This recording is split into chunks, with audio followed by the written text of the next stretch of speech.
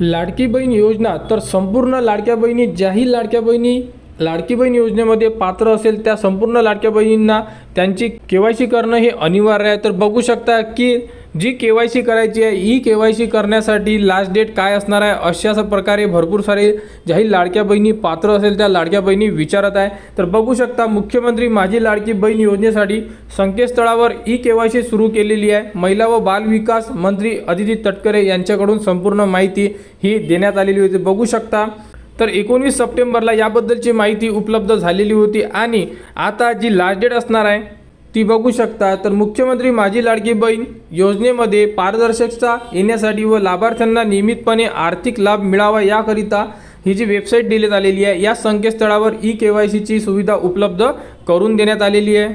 ही प्रक्रिया मोबाईलवरूनही सोप्या पद्धतीने करता येईल। पुढील 2 महिन्यात ही प्रक्रिया लाभार्थ्यांनी पूर्ण करण्याचे आवाहन महिला व बाल विकास मंत्री अदिती तटकरे यांनी केली आहे। या प्रक्रियेमुळे भविष्यातील इतर शासकीय योजनांचा लाभ मिळण्यासाठीही मदत होणार असल्याचे त्यांनी स्पष्ट केलेले आहे। तर बघू शकता 19 सप्टेंबरला याबद्दलची संपूर्ण माहिती साईटवर उपलब्ध करून दिलेली होती। तर 2 महिने म्हणजे संपूर्ण लाडक्या बहिणींना 18 नोव्हेंबर 2025च्या आतमध्ये ही केवायसी कंप्लीट करायची आहे। तर 2 महिन्याचा कालावधी दिलेला आहे आणि 2 महिने हे 18 नोव्हेंबरला कंप्लीट होणार आहे। तर ज्यांची केवायसी बाकी असेल त्यांनी लवकरात लवकर आपली केवायसी करून घ्या। तुम्ही तुमच्या मोबाईलवरून सुद्धा केवायसी करू शकता आणि किंवा तुमच्या जवळ जेही सेतू केंद्र असेल किंवा ऑनलाईन सेंटर असेल त्यांच्या मार्फत सुद्धा तुम्ही तुमची केवायसी करू शकता।